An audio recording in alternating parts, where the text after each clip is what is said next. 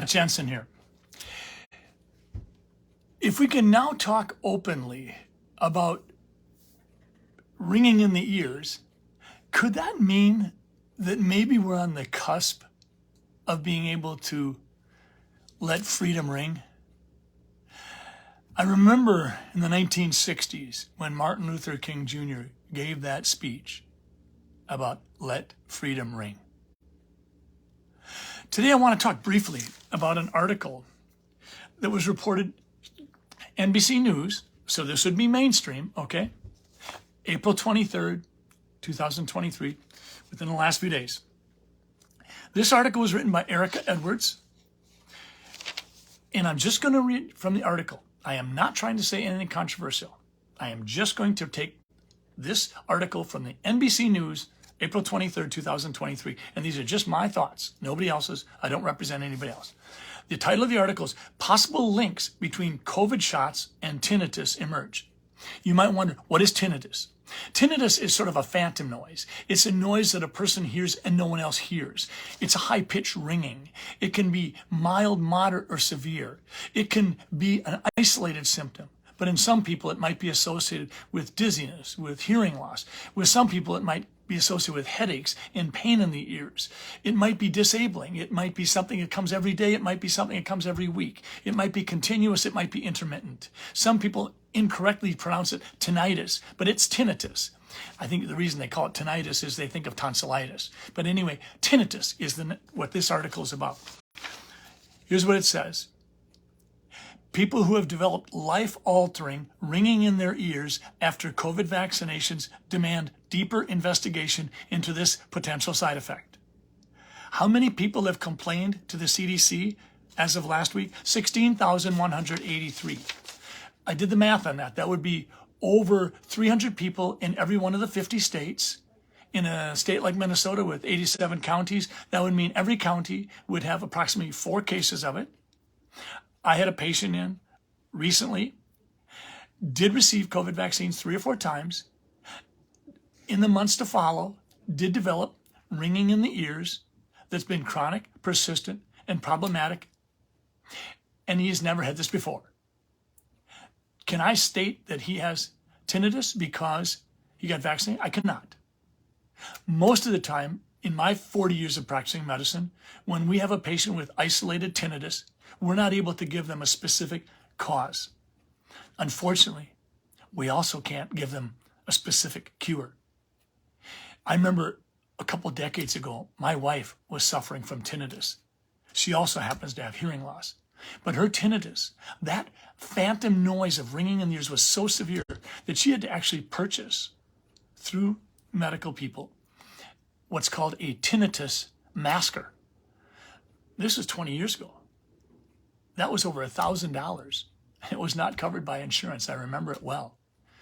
Mary used that tinnitus masker that looked like sort of a great big hearing aid over the top of the ear. She used it probably for several years. And slowly her tinnitus seemed to become more tolerable. But this article is interesting because of who is quoted in it. This is not someone who's been accused of being whatever, such as myself, because certainly I've been accused of many things. Today when I got to the office, I had one postcard from a person who misspelled my name, but it was addressed to Quack Scott Jensen, and he says, "You are irrelevant, suck it up, liar." That was nice. But I also had another letter and says, "Dr. Jensen, a quick hello and thank you." And he goes on to say, "I never thought the fabric of society would fray so quickly. I'm not a religious person, yet evil is a very real construct in our society. Thank you for your honesty and bravery." I get a lot of messages daily, and I really appreciate them. Recently, we did a Give, Send, Go initiative in order to help fund a lawsuit that I'm filing against the Attorney General in Minnesota, asking for the courts to help decide where that line exists between protected free speech and that professional conduct as it relates to the practice of medicine, which is where the Minnesota Board of Medical Practice has its jurisdiction.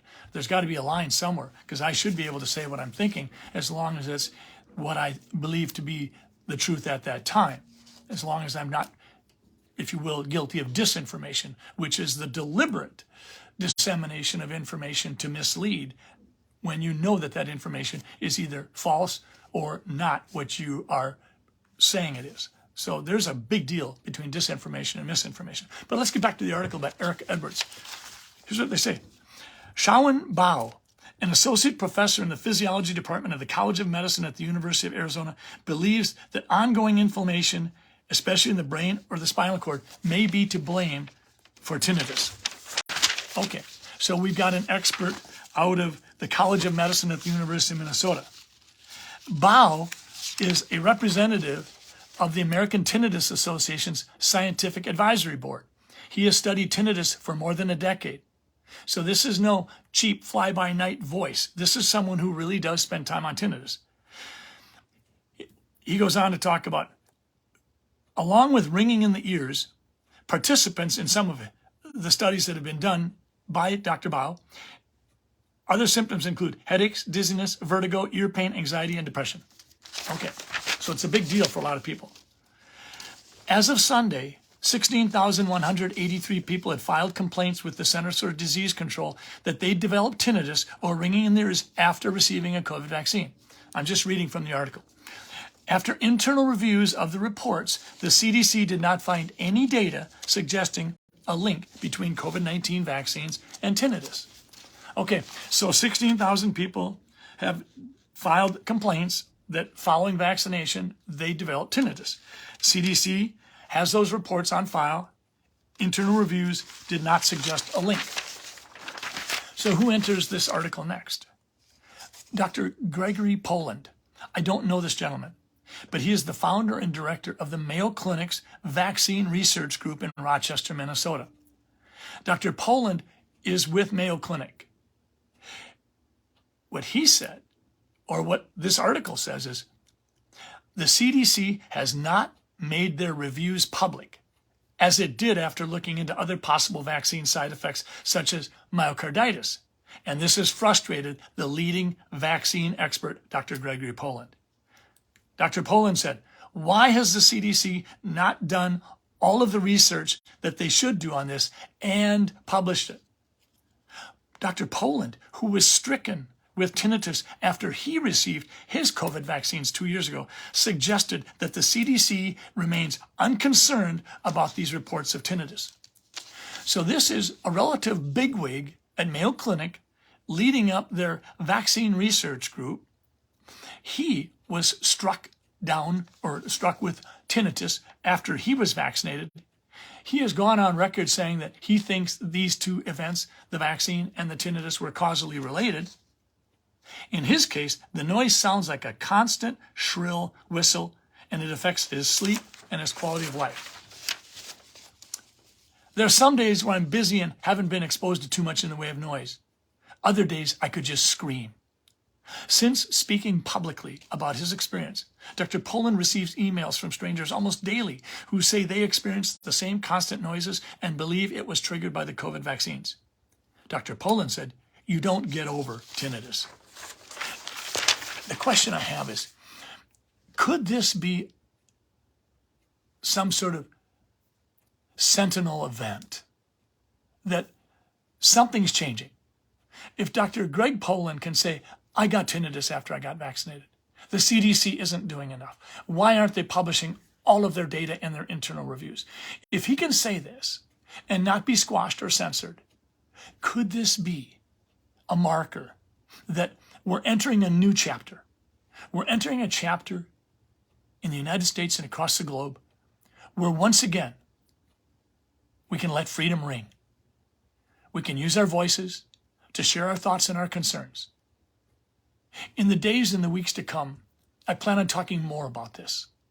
Yes, I am filing a suit against the Attorney General in Minnesota because I think my First Amendment rights were violated, and I think the courts can help draw the line, help boards of medical practice know where they really have jurisdiction and where they can say that doesn't pertain to the work we have to do. Dr. Fauci recently came out with a comment, and he said this, and I'll be talking about this down the road. He said about masks, he said, in what was probably our best study from Bangladesh, in places where mask use tripled, positive tests for COVID were reduced by less than 10%. I'm going to say that again. Dr. Fauci highlights a study in Bangladesh, and he says mask use was tripled, and yet positive tests for COVID were reduced by less than 10%. I'm hoping that when Dr. Greg Poland from Mayo Clinic can talk openly and honestly about the potential adverse side effect of vaccine in regards to tinnitus without getting squashed, censored, or evidently fired, then maybe we can all start to have that kind of conversation openly, where we talk about what we think, and we can all choose to see who we listen to. And I hope, by the grace of God, that we all might also recognize that each and every one of us has an obligation to think for ourselves, engage, and remember that health freedom isn't some phrase in a textbook. Health freedom is a part of the American democracy. Have a great day. Let freedom ring.